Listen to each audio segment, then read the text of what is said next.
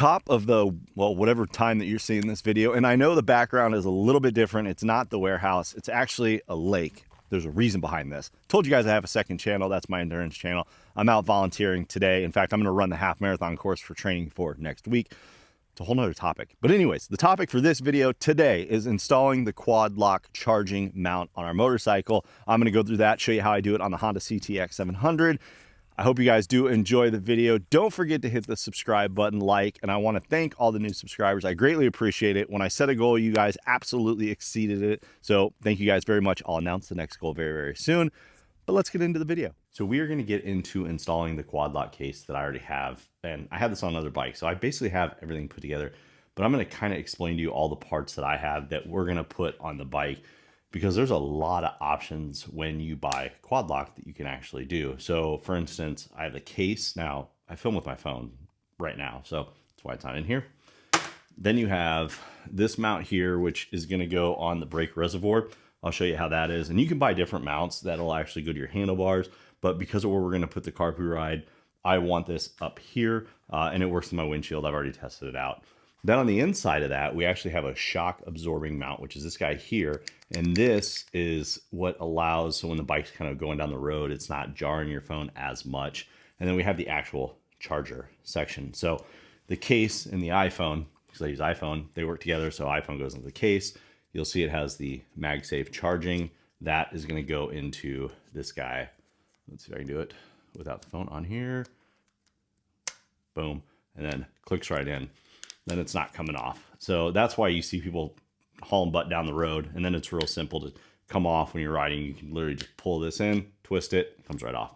So let's get to the install. The nice part is I have the bike torn apart, and when I'm gonna wire up a bike, I do typically take everything apart. That way I can wire up everything properly, but let me just show you kind of what the idea is. And I'm not tying all the wires in because we have a few more items that we're gonna install. So what we're gonna be doing is we're actually going to be attaching the mount to the brake reservoir here by removing the two screws, and then that's going to hold the phone just about right out here, which gives it enough room, especially with that vibration dampener plate. Our wire is going to then follow these lines, and it's going to basically join up with the carpoo ride wiring system. And I already have two in there now, just to kind of show you guys. So I have two wires here, and that's going to basically in turn come down the bike. And if I get to focus, there we go. It's going to follow all the way back through and back to the battery bank. Now, the big thing that you want to be very, very careful of, and why we're not going to zip tie everything, is really simple. What a lot of people do is they will just install the wires back in here. Well, this is where your motor system is at, all your motor. You need to make sure that wire is brought up higher. It's not in the heat. Most of this stuff has heat protection on it. These wires, they say they do. Yeah. So we're going to wire it up. We're going to keep it below the air box. And we're basically, without affecting the plastics, we're going to bring it all the way back and we'll tie it up. Now, like I said, today we're not going to tie up the wires. We're just going to bring everything back. We're going to have it all ran up nice and neat. So when we do the carpoo ride installation, I'll show you guys. But use your imagination. And if you don't have carpoo ride, you can just find some zip tie points that you'll do. Make sure when you turn the handlebars, it doesn't pull tight on the cord. Some people will get it so tight on here all the way down because they're trying to hide the wire that when they turn it, now it's really, really tight. So you don't want to do that. You need to have a little bit of looseness. And if you look inside the neck of the bike, which is here, and you look at the way all those are set up, you see how they tighten up as they go left, loosen up as they go right. That is designed on purpose. So we want to make sure that we pay attention to that. So let's get to it. So normally I would have actually left this just all put together and put it on the bike and just called it a day because I don't need to tear it apart. But I'm going to tear it apart so I can show you exactly how it works. Real simple, just number 3. And these typically come with everything you need. And all I'm doing is just unscrewing this guy. And you want to be careful because when you do, not only are you releasing this piece, but there's a little plastic piece here that comes out. So just be careful you don't lose that. And we're just going to pull this all the way out. We're going to set that down into the side. Now, inside of here, I believe, if I'm not mistaken, correct, these are number 4s. These are going to be all your adjustment points. I wouldn't mess with these too much yet. I would get this installed first. And the reason for that is you don't know your exact angle. So what I would do is get this on the bike, get the other part on the bike, then start playing with your adjustments to what's comfortable. So let's get this on the bike. So with this here, you are gonna have to take your Phillips screws all the way off. And the reason for that is you need to get the screws all the way through the little holder piece. And these are going to be long enough, just so you know. The way these are built, they will be long enough, so you don't have to worry about that. And what I like to do, and kind of what you want to do when you're putting anything together, is don't tighten it all the way down. Just get it started. Perfect. And so I have my screw in there, and all I'm doing is just getting it started. We're going to get our other one. Kind of the same exact thing. We're just going to get that started. And then just tighten it up. Boop, there it goes. And just tighten it up as we go. Get it decently tight. So remember, there's a seal inside of your master cylinder here. So don't just crank one side down and then crank the other. So I like to get it decently tight and then just go the other side, do the same thing. And just back and forth a few times. And it's really that simple. And then now it's basically on here. So now what we're going to do is we're going to actually put the charger port on here. And you saw how I took it off. So we're going to put that on. The reason we're going to do that before we do any setup is before we start playing with this, we don't want to adjust it, get it to where we like it, put this on and find out it's in the wrong spot. So let's install that first. So a few things to pay attention to.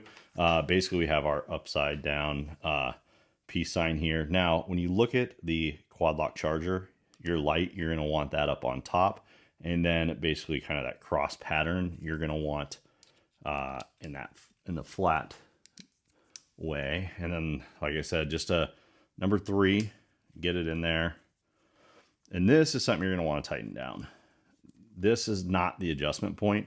So we're going to go ahead and get that nice and tight. Now it's on the bike nice and good. And then all of our adjustments are going to come from here. So with the number 4, which is what goes back here, is this piece and this back piece here. And they all have and do something a little bit different. So all I'm going to do is get it kind of where I want it. So I have it loose enough. And I'm just going to get it basically exactly where I want it, in the position I like, and or where I think I like it, and just tighten it down. And like I said, I'm filming with my phone, but I'm going to put the case on, and that's going to tell me if I like that position or not. So just put it on sideways. Boom. So what I'm looking for here is, does this mess with anything? So I really don't play with this when I'm riding or any of this. When I look, is there any protection? Do I want to make any adjustments? So before I take off the phone case itself, like for instance, right now, I do see an adjustment I want to make. So I'm just going to unscrew this guy a little bit and get it in there. Let's see. That's good there. Oop. Actually, let's bring this up a little bit. There we go. So I like that. It gives it room to bounce and kind of move around. You don't want it to where it's so close it's going to hit this and trigger your bike into neutral, which it won't, but heck, you never know. So yeah, just make your adjustments as you see. Typically I'd sit on the bike and look at it, and that would tell me, am I satisfied with what I have? But being I can't sit on the bike, I guess I kind of can. I'll swing the leg over. Whoop, there that goes. So yeah, to me, let me zoom back here. To me, that is in a good position. I like that. Now, some people say it's on your throttle side. You really, is it, why don't you put it on the other side? It's on your throttle side. Why would you do that? You can't access this when you're working. Well, I'll have a cruise control that'll be on here, so it'll allow me to access it.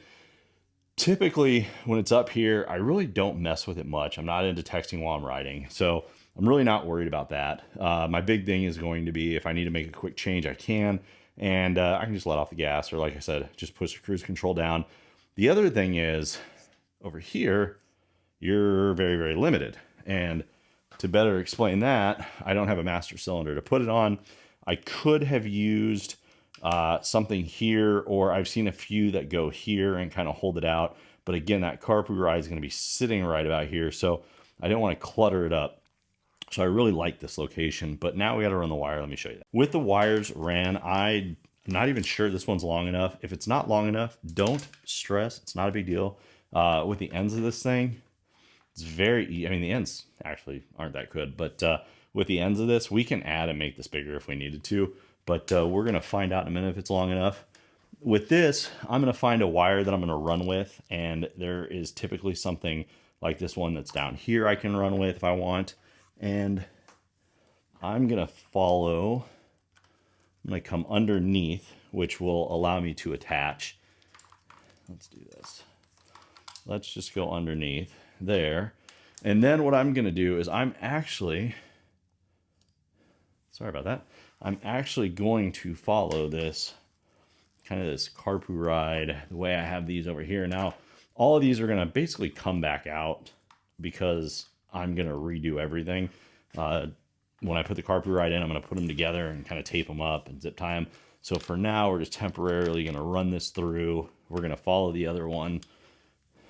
And right here, I already have a really good path. And this wire that you currently see now is, that one that you currently see now is the rear camera, because that's got to go to the front unit itself. And then with here, what's nice, let me just move this over.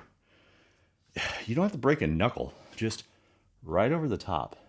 So you're away from some heat. You can follow, if you look here, sorry about that, you can follow the tank line, so we can actually zip tie those up, and you can come right through here, and which is nice. So we can just kind of basically form right in here. And if we look, that wire is enough to get back to our Wagyu connectors. So all we're going to do is we're actually going to let that hang down like so, because we're going to end up, like I said, detailing the wires up. So realistically, doing this is very, very simple. It's not a lot to it. I think it adds a nice key feature to the bike. I like that it charges. And if you give it a second, you'll notice the quad lock red light is on, which indicates that this puppy is good and working. So the quad lock case and charging system that I have on the bike, I really like it. I like quad lock. I've used it on a lot of different bikes, and it works. Zero affiliation, zero sponsorship.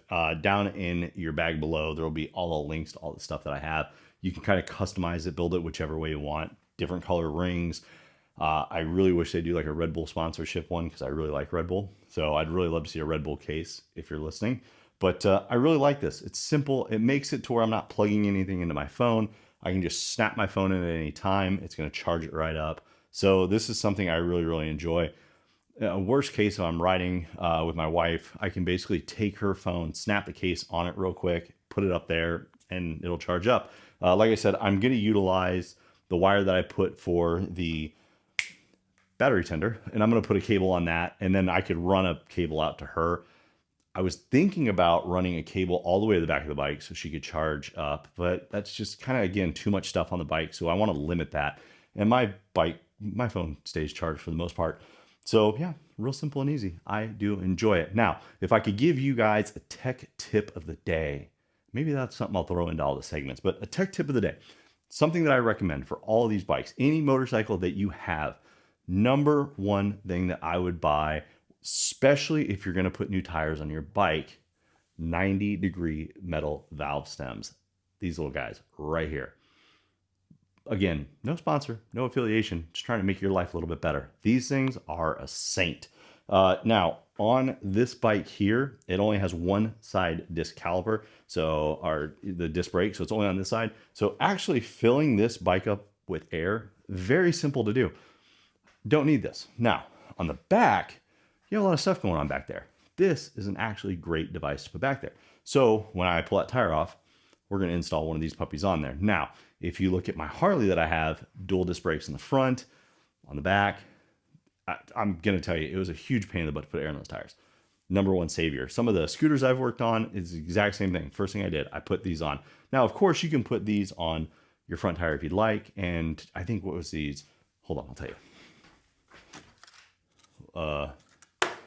$9.99. That's all they were for two. You get two. My other bike, I put some on. So definitely worth the pickup. Again, just 90-degree, there they are right there. They just come out. These are metal. So, and if you have like a TPMS, they work with those perfectly fine. I've ran them on there. So I hope you guys liked it. And again, links to everything down in the tool bag. And yeah, super easy install. I know this video is not long with a lot of stuff. I probably talked more than I should have. So hope you liked it. So as you can see, the install to this is very simple. It's not that difficult, and it is a great tool to have. I think they're wonderful. Again, video is not sponsored. Quadlock didn't send me anything for free. This is out of my own 2 cents. In fact, I could throw up the receipt if you guys really want to know. I picked this up from Cycle Gear. It's one of my preferred vendors, them and Revzilla, Partzilla, one of the Zillas. Anyways, great places. I'll drop links in the description to all the parts that I used in the video down below in your toolbox. So please click on those. Some of those links do help the channel, do support. I've actually been able to get like affiliate links. I don't know how those work exactly yet. Still new to this, but I'm learning. So I appreciate everybody's. So I thank you guys for sticking around. I hope you guys like it. Again, like, subscribe, all the fun stuff. I'm going to try this again because I fail boated my butt off last time. But here we go. YouTube thinks that you would like to see this video next. We'll see you guys next week.